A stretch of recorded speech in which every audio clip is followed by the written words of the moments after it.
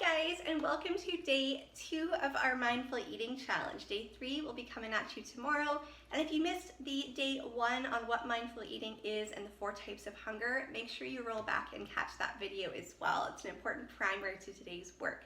So one of the things that is so important is actually building natural portion control. So weighing, measuring, tracking macros and calories can be a useful tool to learn what food costs early on, but they're not sustainable long term, and how much do you not want to have to diet for the rest of your life? So one of the things I really work on my clients with is starting to read fullness cues so we can reteach our brain what portion it's looking for.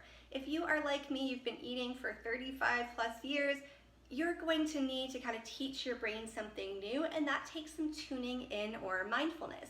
So today we are talking all about natural portion control and how to build that so you can actually keep those results and how you're eating now. So one of the things I wanted to touch on is this is especially important if you are one of those people who feels kind of heavy, tired, or sluggish after meals. That's a big sign you're eating too much or your meals might not be well balanced. If you are a distracted eater, so in front of the TV, the screen, games, things like that. If you are a fast eater, and if you are the one who usually finishes first, this is you.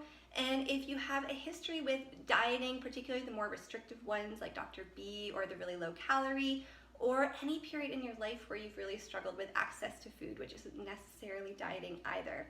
All of these things have sort of divorced your brain's natural ability to tell how much is the right amount for you from the actual amount.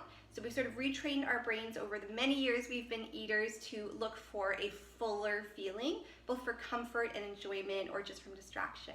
So I always think of hunger and fullness in a spectrum from 0 to 10. So if 0 is starving, you're gonna bite someone's arm off to get that Snickers bar. 10 is just post-Thanksgiving, uncomfortably full and stuffed. That just general feeling that, gosh, you are full up to here and you kind of wish you'd stopped 15 minutes ago. One of the challenges is that in our culture, we tend to eat to a good 9 or 10 most meals, especially treat meals and especially dinner when we are tired and hungry. What that means is that we're actually overeating both on portion and volume and to what our gut will tolerate well on a regular basis. There is no shame in this if this is you from time to time. It is totally normal, and most of us have been conditioned this way since childhood. That's not a slam on our parents or their parents, that's just how it's been passed down. How many times were you asked to clear your plate when you were full, that there might have been starving kids somewhere, or that it was wasteful to not finish every bite? I am here to remind you that it is not any more or less wasteful to not eat food your body doesn't need than to leave it on your plate. I'm all for reducing food waste, but forcing something on your body is not the way to do that. So let's really work on catching that belief when it pops up. So if we think about that spectrum from 0, starving, to 10, just post-Thanksgiving, over full stuffed, what we're actually looking for is about a 6 or a 7. So to me, that's the number that makes the most sense. But the feeling we're looking for is satisfied. So maybe a little bit of stretch, maybe a little bit fuller than when you started, but it should not feel like there's no room left at the end. You should still feel comfortable and energized after a meal, not heavy, sluggish, and full. So looking for that 7 can be a little tricky because it's not as hard a line as full is. So we have to teach your brain to look for that much softer cue. And one of the exercises I want you to take away for the next few days is that every main meal, so breakfast, lunch, dinner, or treat that you're having, so if it's an indulgent treat or a planned one or a treat food, I want you to test how hungry are you before you start, and then also write down how full are you after. Did you hit that nice 6 or 7 light stretch, or do you feel full and uncomfortable? Are you more an 8, 9, or a 10?